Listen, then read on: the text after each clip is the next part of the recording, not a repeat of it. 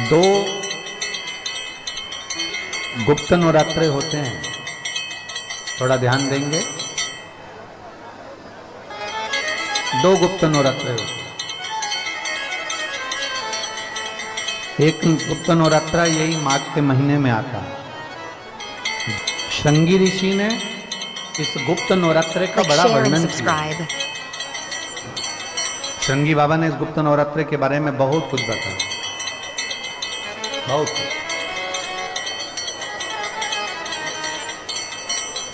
श्रृंगी बाबा गुप्त नवरात्रे के लिए कहते हैं कि अगर इस गुप्त नवरात्रे के अंतर्गत 9 लाल फूल,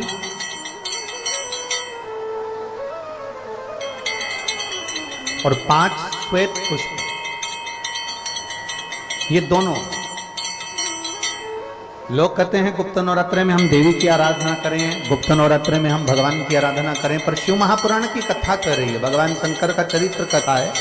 अगर आपने देवी भागवत का स्मरण किया हो या भगवान शिव की एक पवित्र आनंदमय कथा स्कंद पुराण के काशी खंड में अगर सुनी हो या उसमें भी नहीं पढ़ पाए हो, तो श्रृंगी ऋषि के चरित्र में आता है। श्रृंगी बाबा ने वर्णन किया है कि किसी भी स्थान पर, किसी भी स्थान पर यदि हमारे घर में 2 शिवलिंग है नहीं है, तो किसी अपने घर के गमले में, बगीचे में 2 पार्थिव लिंग का निर्माण करें। 2 पार्थिव लिंग, उसमें एक शिव जी का स्मरण करें और एक में माता पार्वती जी का स्मरण।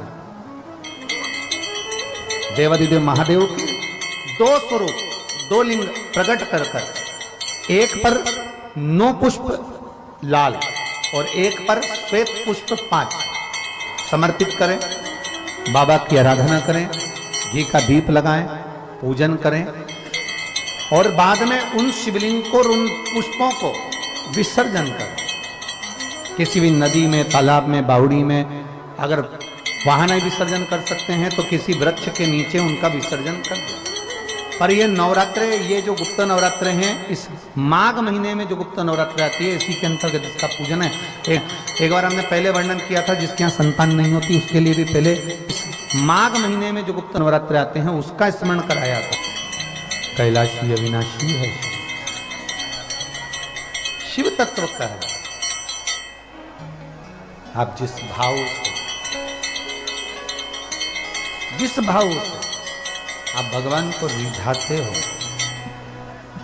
भगवान उस भाव से अपने भक्तों के करीब पहुंचता है। भक्तों, यमुना जी ने पार्थिव शिवलिंग का निर्माण किया। केवल चाहे गुप्त नवरात्रे हो, चाहे सर्व नवरात्रे हो, केवल देवी की आराधना कर रहे हैं और सोचें कि हम माता जी की आराधना कर रहे हैं और माता जी हम पर प्रसन्न हो।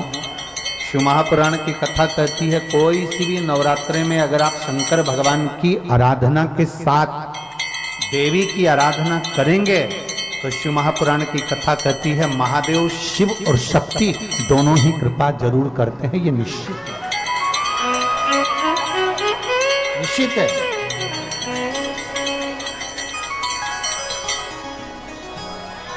केवल एक शिव की आराधना कर लेना या शक्ति की आराधना कर लेना, हम शिव और शक्ति की दोनों की आराधना एक साथ करते, हम शिव और शक्ति की दोनों की आराधना, दोनों की आराधना। और हम तो एक बात बहुत अच्छे से कहेंगे, शिव महापुराण की विद्येश्वर संहिता में लिखा है, जो एक बार मुख से श्री शिवाय नमस्तुभ्यम बोलता है, उसके मुख का दर्शन करने पर मात्र 1000 अश्वमेध यज्ञ का पुण्य फल प्राप्त हो जाता है। केवल श्री शिवाय नमस्तुभ्यम बोलने वाले के मुख का दर्शन मात्र कर लेने से ये फल की प्राप्ति होती है। दिन भी मौका लग जाए, कभी नवरात्रे पड़े, चाहे गुप्त नवरात्रे हों, चाहे संपूर्ण विश्व को ज्ञात क्षेत्रीय और कुंवार के नवरात्रे हों, हर नवरात्रे में आप एक विशेष ध्यान रखें प्रत्येक नवरात्रे में कि हमें शंकर भगवान के शिवलिंग की पूजन करनी। और एक और बात समझ लें, दो शिवलिंग का निर्माण नहीं भी कर सकते हैं तो एक शिवलिंग का निर्माण करें और उस शिवलिंग के पास में ही एक छोटा सा मिट्टी का ढेला रखकर मां जगत जननी जगदम्बा का भी पूजन कर सकते हैं। आपको नहीं बनाना दो शिवलिंग, तो एक शिवलिंग एक मिट्टी का थोड़ा सा।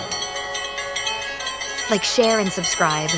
ऐसा नहीं है कि मेरी माता दुर्गा भवानी पिंडी के रूप में नहीं पूजाती हैं। अगर मेरी माता पिंडी के रूप में नहीं पूजाती तो वैष्णो देवी में 3 पिंडियां विराजमान नहीं हो पाती। जितने जितने शक्तिपीठ हैं, आप प्रत्येक शक्तिपीठ में दर्शन करने के लिए जाएंगे तो वहां पर भी आपको पिंडी का दर्शन होता ही है, प्रत्येक शक्ति। ऐसा नहीं कि मेरी माँ पिंडी के रूप में फिर पूजाती नहीं, वो भी पूजाती। आप जिस भाव से भजेंगे, Like, share and subscribe. जैसे हम कहते हैं हमारे शहर में, हमारे सीहोर नगर में कुबेरेश्वर धाम कंकर शंकर की भूमि है। मतलब वहां जो गया है वो कंकर शंकर की आराधना करने Like, के लिए share गया है, and कंकर subscribe. शंकर की पूजन Like, करने के share लिए and गया। subscribe. आपके घर में पितृदोष है, आपको ऐसा महसूस होता है, आपको लगता है, तो किसी भी नवरात्रि के पहले जो अमावस्या पड़ती है, गुप्त नवरात्रि, तो अंदाजा लगाइए। तो जिस दिन अमावस्या रहे उस दिन चावल की कटोरी में एक कपूर का टुकड़ा रख दीजिए मां, छोटा सा, और कपूर का टुकड़ा रखकर उस कपूर को दरवाजे के बाहर कटोरी में ही, चावल रखी हुई कटोरी में ही उसको पितरों का स्मरण कर कर जला दीजिए। और जलाने के बाद उस चावल को कहीं भी किसी भी वृक्ष की छांव में पक्षियों के लिए डाल दीजिए।